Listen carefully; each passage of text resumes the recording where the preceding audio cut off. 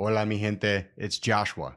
As founder and host of the Paseo podcast, I want to thank you for listening to this show, where we highlight stories by, from, and about the Puerto Rican community, from La Isla to the diaspora.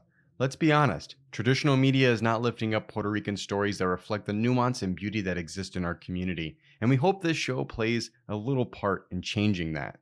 If you want to help us share the diverse and vibrant stories that make up the Puerto Rican communities here on Paseo Boricua in Chicago and around the world, subscribe to our podcast on Apple Podcasts or wherever you stream your podcasts. Subscribing helps more people find the show and will help you make sure you never miss an episode. Leaving a 5-star rating or whatever the highest rating in your app is, and showing some love in the comments helps too. You can always give a donation by looking up the Paseo podcast on SaveChicagoMedia.org. All right, that's enough from me. Enjoy the show.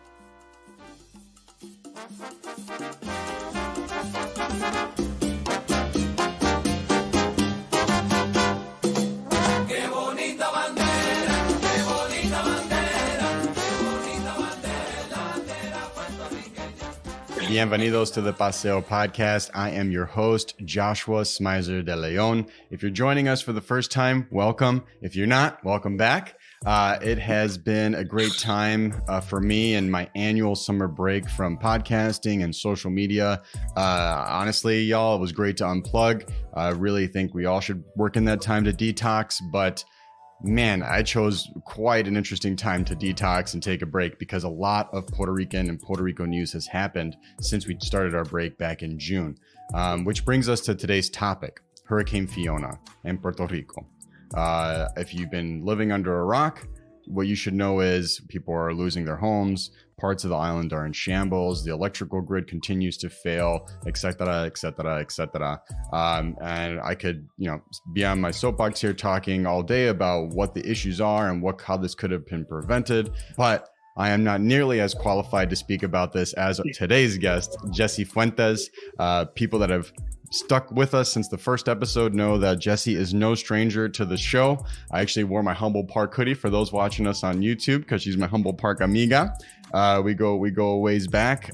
She's held multiple titles, been involved in the Puerto Rican community, especially in the Humble Park community for many, many years. And today she holds 2 titles. She's the co-chair of the Puerto Rican Agenda here in Chicago, and she's also the director of policy and youth advocacy for the Puerto Rican Cultural Center here in Chicago. So without further ado, Jessie Fuentes, welcome back to the podcast. How are you? I'm well. Thank you for having me, Joshua. This is, one of my favorite podcasts, one of my favorite channels. Always interview with some of my favorite people. And so it's always a privilege to be here. Right on. Okay. Well, it's a privilege to have you. There's a lot of moving pieces when it comes to delivering aid to Puerto Rico in the wake of Hurricane Fiona. So, Jessie, just want to kind of do a little rapid fire conversation here to bring people up to speed. Let's start with Hurricane Fiona's impact on Puerto Rico. What should people know? Is this any different than Hurricane Maria and Hurricane Irma? Is it the same? Kind of give us that breakdown. What has been the storm's impact on the island? Absolutely. So first and foremost, there is a difference between Hurricane Fiona and Hurricane Maria. Hurricane Maria swept the entire island of Puerto Rico in one turn of the hurricane, right? And really devastating 100% of the island at a Category 5. Hurricane Fiona sits at a Category 1 storm, at a Category 1 hurricane, and really impacting the southwestern region of Puerto Rico in particular. What Hurricane Fiona has done is drop 30 inches in some municipalities, almost 50 inches of water in these municipalities, literally creating catastrophic floods. We're watching homes exist underwater right now. We have seen, and some of us can't remove the image of the bridge that was built after Hurricane Maria in Utuado being ripped from its infrastructure and taken away by a landslide, right? That is what we are experiencing in Puerto Rico. We have had the privilege of having President Biden declare Puerto Rico a state of emergency immediately. And so, there were about 1,000 people that were saved from the National Guard that were stuck in between 2 rivers in a town that was flooding. But I think that the more serious conversation here is about the power grid in Puerto Rico, right? Here we gave hundreds of millions of dollars to a private company out of Canada to build a power structure, an infrastructure of energy after Hurricane Maria and a Category 1 storm left 100% of Puerto Rico without power, right? In some cases, right, some people feel like this may be worse than Maria, because how can a Category 1 leave 100% of the island in the dark? In the dark, right? We have to understand the psychological trauma that comes with, once again, having to exist in the dark. Very close to the anniversary of Hurricane Maria, right? So today's the 22nd. On the 20th, it was the 5th anniversary that Hurricane Maria had devastated the island. I think it's interesting to know, and we've talked about the electrical grid on the show before. We've talked about the privatization and Luma's influence. I think it's important for us to also acknowledge that in addition to a unreliable electrical grid, the price of electricity has gone up 7 times in a single year. It's like you're giving somebody a raise and they're crappy at their job.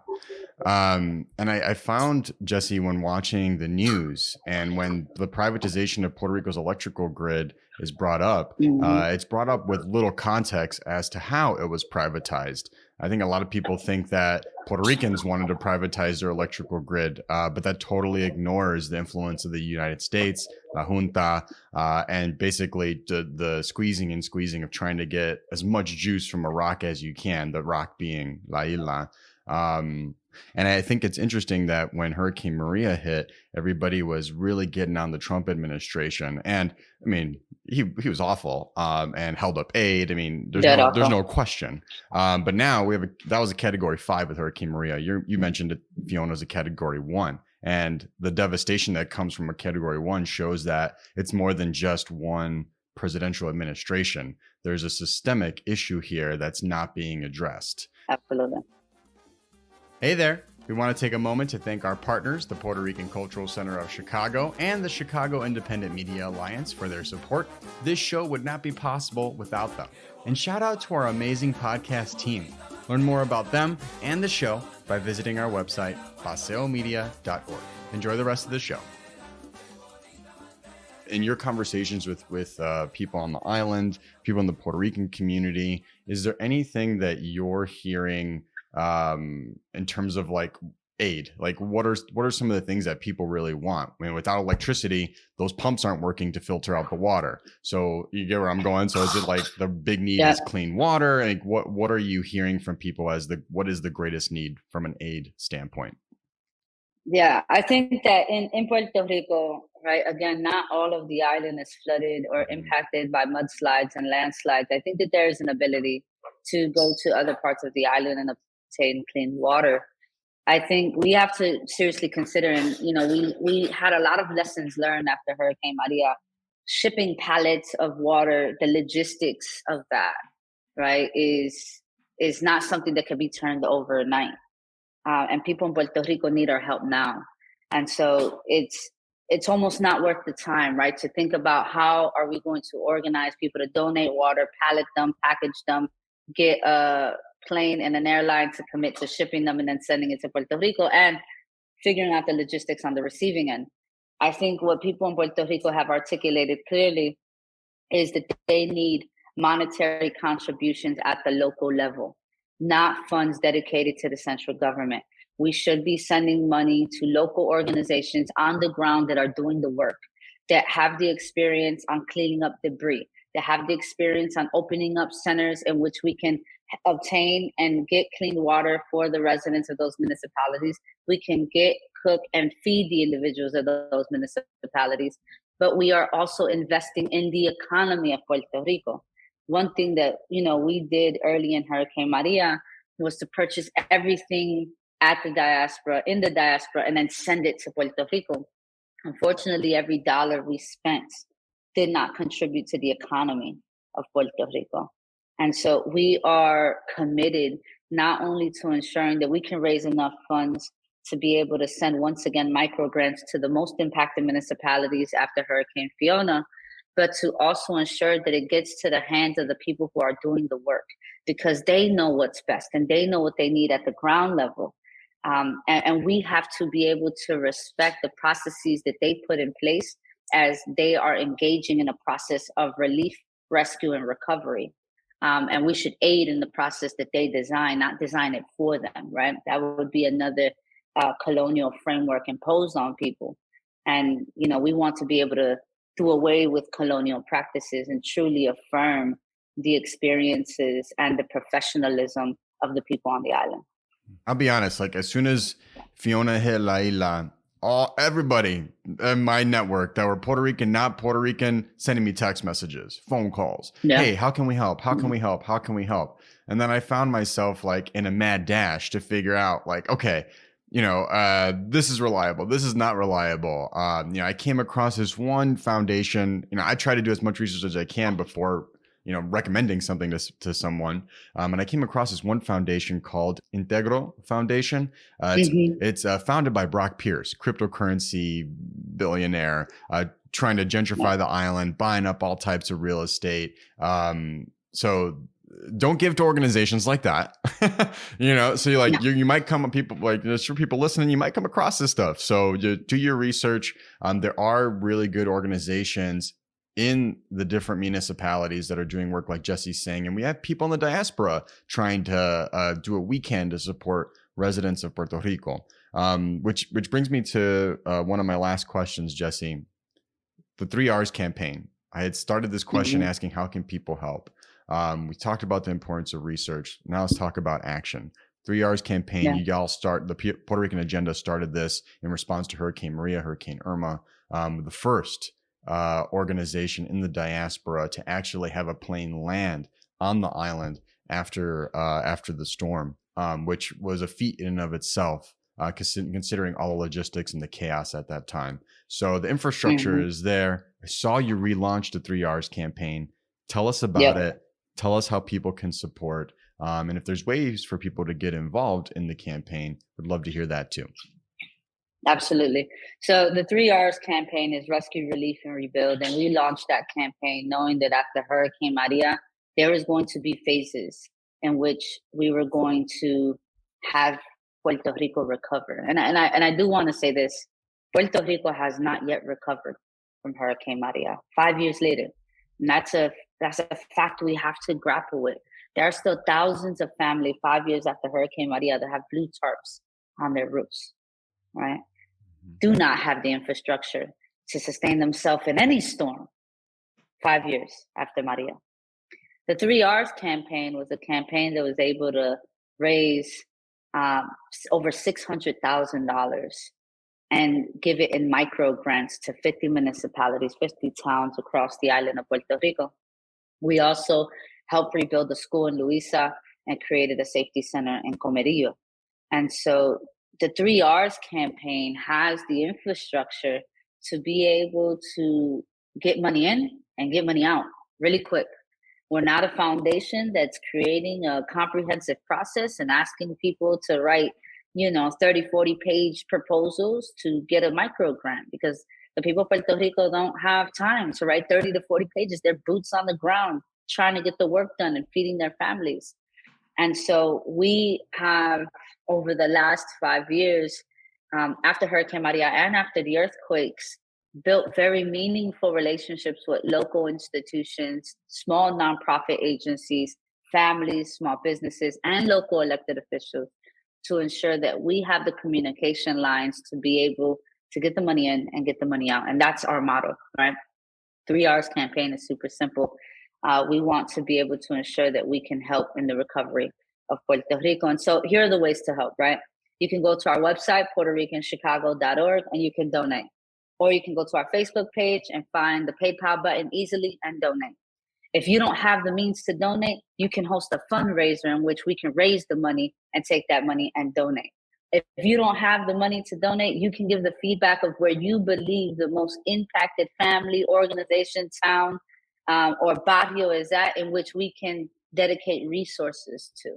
You can attend Puerto Rican Agenda meetings and be a part of the strategy plan in terms of how we disperse money. There are so many ways to help outside of donating. And I also want folks to know there is no dollar that is short enough, right? Every dollar counts, every penny counts. You have $1 to donate, donate the dollar. You have $5 to donate, donate the $5. If we can triple or quadruple our efforts, we will raise enough money. I believe that we will raise enough money to truly be a part of the recovery process. So Jessie, last question I had for you, and appreciate you giving us that whole breakdown on how to support. What are you most hopeful for Puerto Rico in the coming months, in the coming year? I mean, not to say a wand can be waved and all of the issues impacting the island are solved, but what are you most hopeful for going into these next few months, this next year? Yeah, I think in the immediate context, I hope that the diaspora can continue to be a place that truly is a part of the recovery of Puerto Rico. And I think the diaspora showed so much after Hurricane Maria, right? While some of us don't live on the island, that pedacito of patria holds deep in our heart while we are here in the diaspora. And so we will continue to do everything we can to support Puerto Rico. I also hope that the Biden administration, outside of immediately establishing that Puerto Rico was in a state of emergency and actually giving Puerto Rico, some of the recovery that they deserve, I want the Biden administration to release the money that's in the U.S. Treasury that should have gone to Puerto Rico after Hurricane Maria. There's still money in that U.S. Treasury that Puerto Rico deserves, and it should be released immediately. Can I interrupt you? Can I interrupt you real quick, Jessie? Because I think you bring up a good point. Can you share if has the Biden administration said why they haven't released those funds yet? Because it's been, we're going on 2 years of his administration.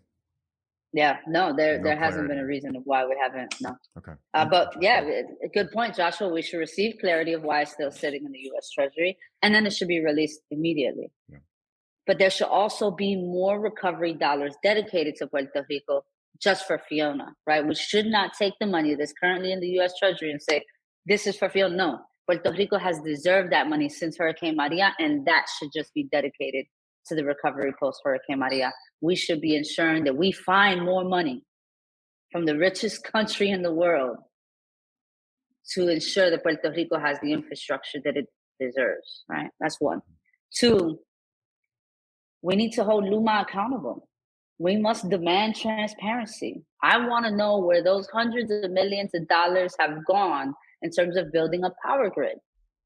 I want to know for every resident in Puerto Rico that has had their light bill quadrupled, what are they paying for? We should demand accountability and we should demand transparency. And last but not least, colonial rule in Puerto Rico must end. It's enough. People in Puerto Rico are exhausted. They are tired of being treated as second-class citizens, of not having the ability to be self-determined, of going through tragedies over and over again and not getting the aid they deserve. We did it for Texas. We do it for Florida. We do it for every state across this country. But when it comes to Puerto Rico, they come second and last, always.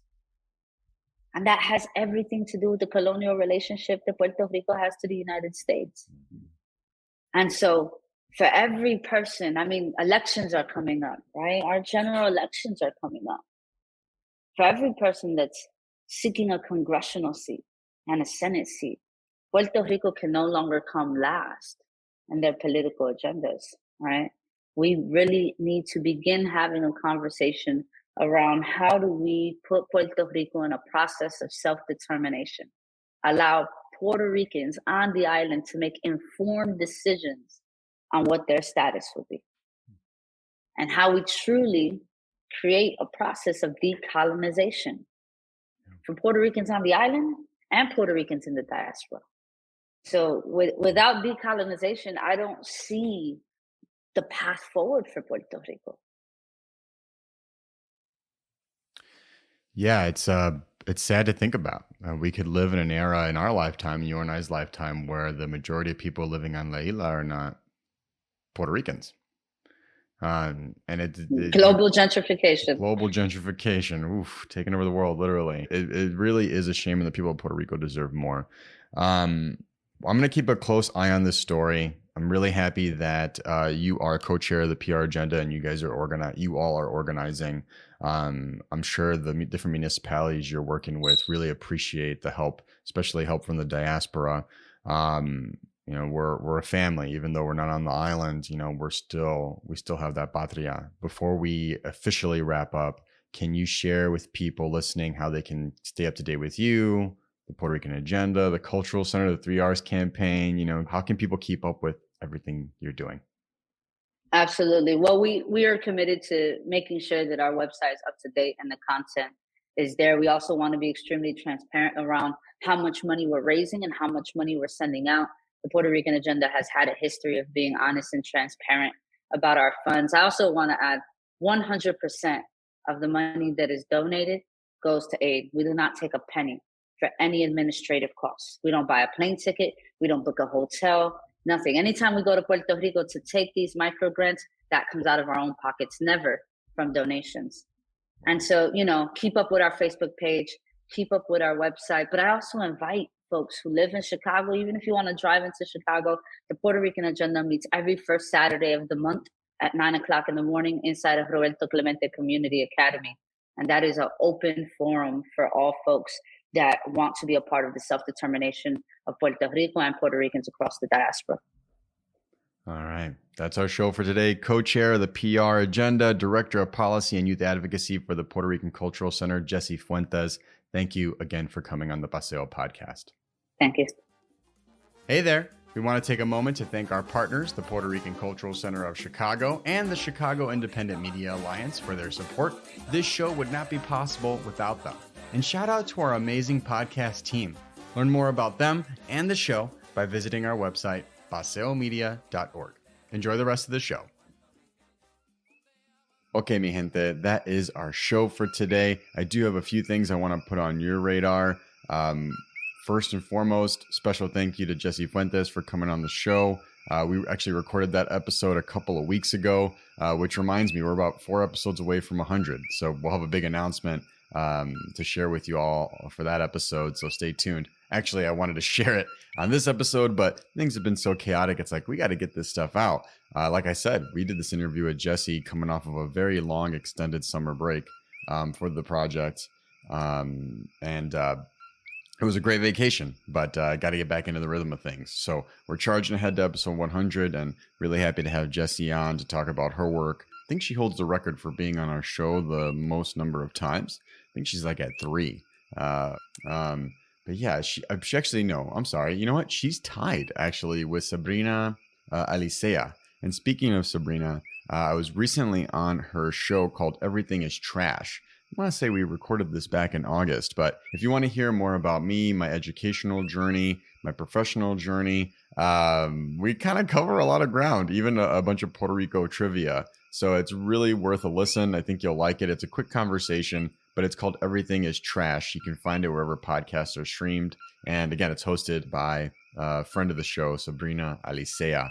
Again, go through our catalog. You can see all the episodes she's been on. She's done some really good work in the community. She's also a former Chicago public school teacher, entrepreneur. So if you want to go support her, if you like this podcast, you want to support a friend of the podcast, definitely give her show a listen. Last thing I wanted to share with y'all is that we are back in our fundraiser with the Chicago Independent Media Alliance. People that have listened to this show when we joined the Chicago Independent Media Alliance know how big of a deal it was for us. The Paseo podcast is a proud member of CIMA. That's Chicago Independent Media Alliance for short. And if you're hearing this name for the first time, it's a coalition of local outlets that amplify neighborhood voices. So if you want to do that, you want to give to us directly, give to a general pot or another media outlet in the Chicago media space, you can do that at savechicagomedia.org. There's nearly 40 different outlets participating in this. So savechicagomedia.org. Give if you can. And if you can't, that's totally fine. Just you listening is enough support. And actually, that's a great segue, because if you can't donate any of your treasure, know that you can always support the show by subscribing to the podcast on Apple Podcasts, on Spotify, or wherever you stream your podcasts. subscribing and leaving the highest rating in app really helps people find the show. And I've mentioned in previous episodes, if you can't subscribe, if you don't want to leave a high rating, we always appreciate hearing comments. So whether that's you send it to our email at paseopodcast@gmail.com, you're commenting on our social media pages at Paseo Podcast on Twitter, Facebook, Instagram. We like hearing from people. So constructive feedback, positivity, we want all that energy coming our way because it helps us make the show better. And if you're not following us on social media, do that. Like I said, at Paseo Podcast, Twitter, Facebook, Instagram. Can't do TikTok because my head would explode. So that's TBD.